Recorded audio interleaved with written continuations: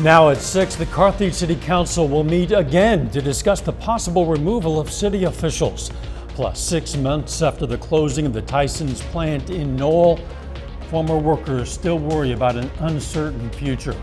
And MSSU breaks ground on a new health and science center. The 4 states' most watched news starts now. The Carthage City Council meets tonight for a second time this week, this time to discuss the possible removal of city personnel. This is KOIM News at 6. I'm Dow Quick. During Tuesday night's meeting, the council raised the issue of passing articles of impeachment against the mayor, Dan Reif, and termination of employment of the city administrator, Greg Dagnan. The decision to hold tonight's special meeting to discuss those topics was also raised Tuesday night. Another new agenda item for tonight's closed session concerns the possible prohibition against council members talking to the media about city-related issues without council or committee approval. That session is scheduled to begin at 6:30 this evening. We're going to have more on tonight's council meeting tonight on KOIM News at 10. 6 months ago, the destiny of about 1,500 people was uncertain as the Tyson plant in Knoll, Missouri was closing its doors. KOIM spoke to some former employees to hear what their lives look like half a year later. They say the burden has been especially difficult, both emotionally and financially. A lot of them are like family. We have all gone through a lot during the time that we were working together. We were trying to stretch our money as best as we can. We were trying to, make sure we have everything we need in the house, food, a place to live, everything. Both of those former employees, Harper and Bradshaw, chose not to work at the plant until the very last day.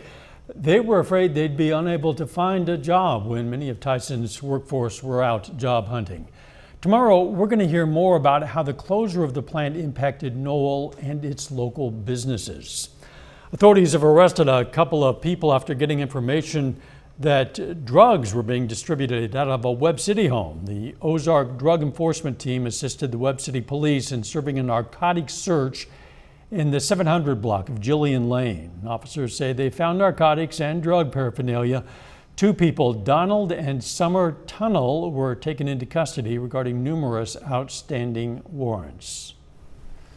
A bit cool but clear out there. Chief Meteorologist Doug Heddy.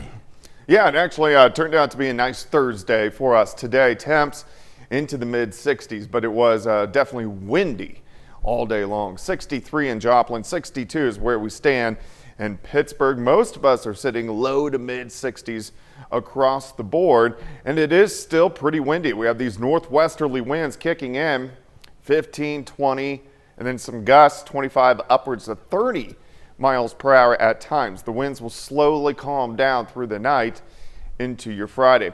Pretty much clear skies, not a whole bunch is going on here. We have rain back to our east, and that's where it's going to stay as we go really over the next couple days. We'll slide back through the 60s, 50s, 40s. Cold night tonight, down to about 39 for an overnight low. Big warm up into the weekend. We'll look at that here in just a bit. Catch you in a few. Missouri Southern today broke ground for a big new campus project, the Roy Blunt Health and Science Center. KOIM's Anthony Saviello was there and has a reaction from the former senator, students, and faculty. It's the beginning of the newest face of Missouri Southern. The Roy Blunt Health and Science Innovation Center breaks ground and is just 2 years away from being what campus president Dean Van Galen describes as the campus crowning jewel. The Health Innovation Center will be front and center. It will be on the oval, so as you drive by the campus on Newman Road, this will be the iconic building that you see on the campus. It also houses our Welcome Center. It also houses meeting space for the community, so it'll be the new front door of Missouri Southern State University. Former Missouri Senator Roy Blunt is the name that is attached to this facility.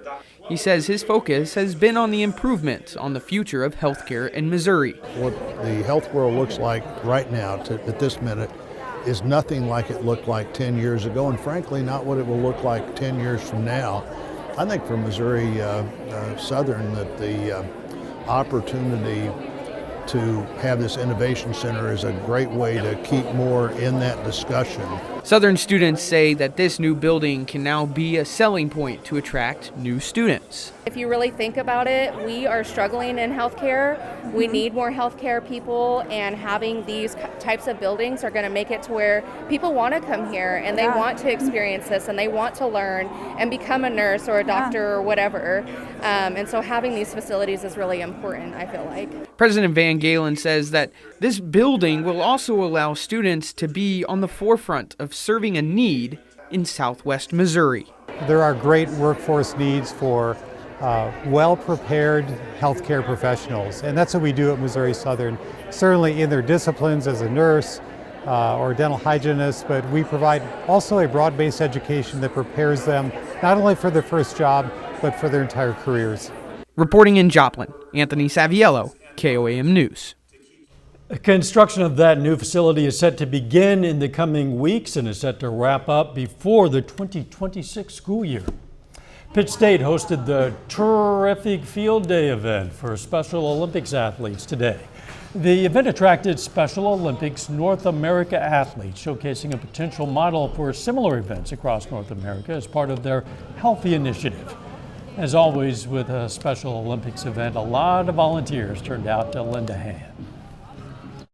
So we have a bunch of volunteers here today with various clubs, so health, human performance and recreation clubs, different HHPR classes, and just different therapeutic recreation classes, and just whoever wanted to sign up could to volunteer. People who attended could also take in treats and trails events put on by Special Olympics Kansas and local groups along Pitt State's hike-bike path. It's a big night for high school baseball as Colgan and Galena take to the diamond for a doubleheader. John's going to have that story and a lot more coming up later in sports. But up first, kids at the Pineville Elementary School get a chance to see what an adult life is really like. Those of us who have to do it, we call it adulting. For 7th and 8th graders at Pineville Elementary, the chance to jump into the roles of adults for a day is a fun, sometimes eye-opening experience. KOAM's photojournalist Ty Parks went to the elementary school today to experience the real life simulation event. A real simulation, and that's REALL, which stands for Reality Enrichment and Life Lessons. They have two different sessions. They have a reactive and a proactive, and so they get think of the game of life. They get a simulation where it tells them how old they are, how many kids they have, what kind of job they have, whether they graduated high school or not, and then how much money they owe in rent and things like that. And it gives them an idea of after high school or when they drop out, if they didn't finish high school, what life could be like. Oh, Dyla, you don't have an account with me, so I'm gonna have to take back $30 or $20. So the tables are organizations. You have a place where you get to go pay rent, or you have a place where it's the bank. There's also interface services, there's a childcare place. There are two tables for jobs, one where you go get employment and the second one where they actually give you the job. And when you get that job, they actually have to wait 5 to 7 minutes like they were working before they can go anywhere else. They even have a jail. I got an old car that breaks down often. I have twins, and they're at the babysitter right now. And I just got fired from my job because I came late 3 weeks in a row, and I dropped out of high school. And I go to work 10 hours a week at an insurance office. I have a car, so I have a monthly travel pass. And I'm currently being evicted because I didn't pay my apartment bill. And I have not paid for my child care either. So I'm a lot in debt.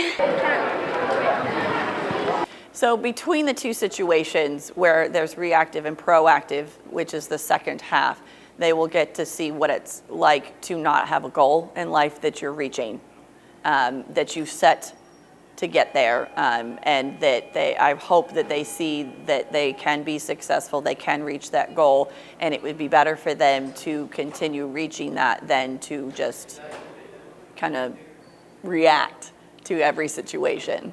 even before I knew I wanted to go to college, but since I have a bachelor's degree in the game, it shows me that if I go through college, I'm more likely to get a better job, have more money to pay for everything that I need to in life. If I have a probation officer, speak to it and not go to jail.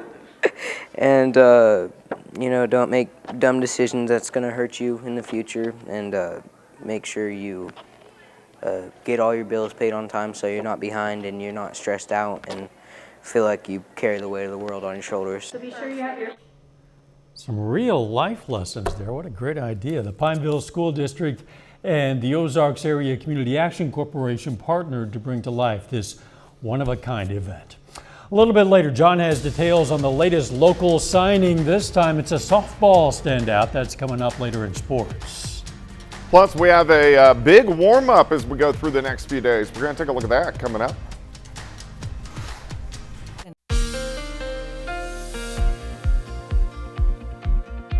Well, it definitely turned out to be a nice Thursday for us today. Quite a bit of sunshine. Very windy, but temperature is not bad. Just a little bit below where we should be for this time of the year. Here's a nice shot of downtown Joplin. We're looking at our Cornell Arts and Entertainment Complex tower cam. All right, pretty much clear skies. Not a whole bunch is going on here. Here's our storm system that gave us the rain yesterday, heading away from us. If you look to the west, not a whole bunch going on. This is our weather as we go through the next few days. And then this storm system will start to roll in as we get into Monday. And this will give us at least chances for strong to severe thunderstorms, especially in the orange on Monday. So kind of getting into our southeastern Kansas counties. And then it shifts east by Tuesday, but we'll have a threat for strong to severe thunderstorms early in the afternoon on Tuesday. Now, until we get there, we're going to stay dry, but if we look, here's Monday evening, thunderstorms out across central parts of Oklahoma, rolling through during Monday night, most likely strong to severe.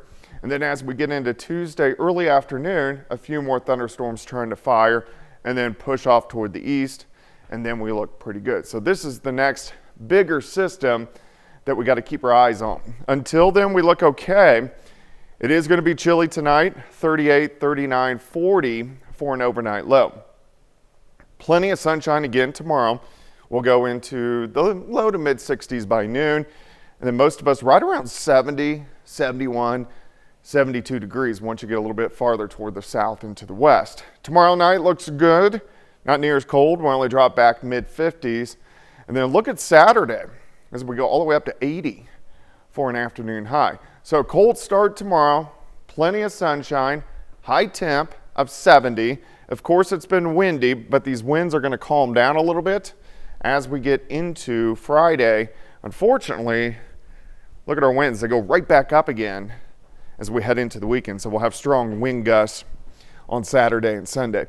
70 tomorrow. Let's go 80 on Saturday, 84 on Sunday, and then those thunderstorm chances on Monday and Tuesday of next week that could be strong to severe. Quite a swing in extremes from temperature and just sky conditions. Yeah, kind of all over the place. Thanks, Doug. Still ahead, Galena and Colgan baseball face off in a doubleheader this evening. And a Frontenac softball standout signs her letter of intent. John Dales has those stories and a lot more.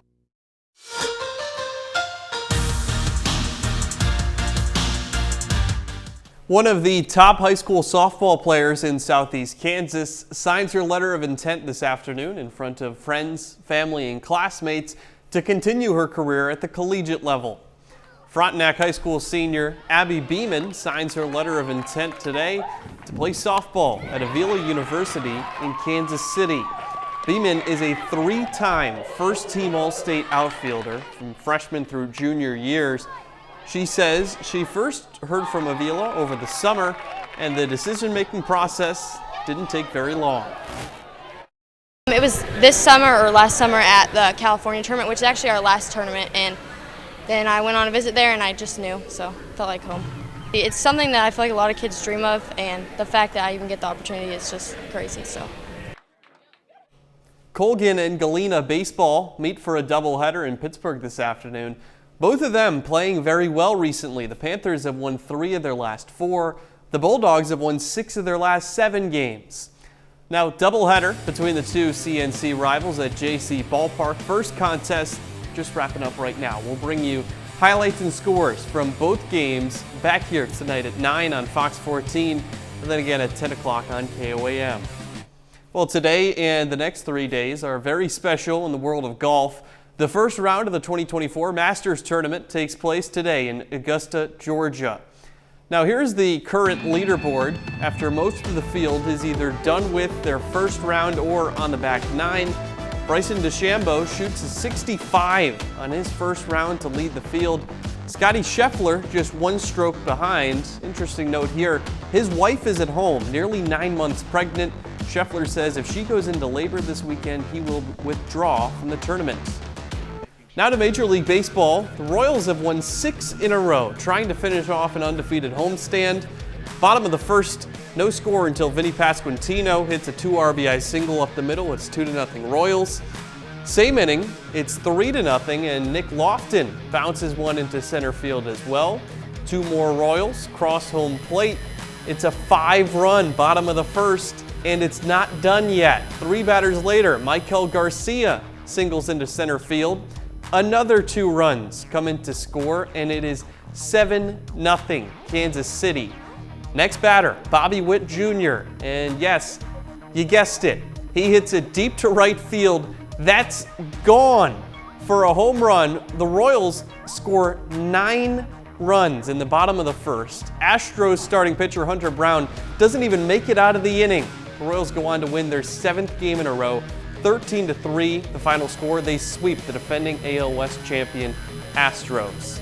Wow. Yeah, we are still in April, so it's early, but I think the excitement is warranted for Royals fans. They've been through a few bad years now, and this team looks very good right now. Yeah, they're like 5 games above 500 or so already in this young season. We'll be right back. 99. Here's a look at what's coming up on KOAM News at 9 on Fox 14. The latest on a lawsuit against a Joplin police sniper who accidentally killed a 2-year-old in Baxter Springs 2 years ago. Plus, federal, state, and tribal officials provide information on resources for residents in the Tar Creek Superfund site, and how college athletes are cashing in on record viewership. Those stories, a lot more, it's all coming up tonight. KOAM News at 9 on Fox 14. Hey, to be the first to see breaking news, weather, and sports, what do? Well, you download the KOAM News app. Of course, you see the QR code, it's right there. It's absolutely free. You can also just find it in the app store of your choice. Just search for KOAM News app. No better time than the present to download that app. The weather is going to be cool, but the skies are clear tonight. Yeah, we're going to drop back upper 30s to near 40 degrees, so it is going to be a cold night. But back to 70 tomorrow. Look at this, 80 on Saturday, 84 on Sunday. Thunderstorm chances Monday and Tuesday. Final sports note. Colgan baseball wins the first end of that doubleheader, 8-0 over Galena. We're going to have the highlights and scores from both of those later tonight. Look forward to that. Thanks for joining us. We'll see you right back here for KOAM News at 10. Let's make it a great evening.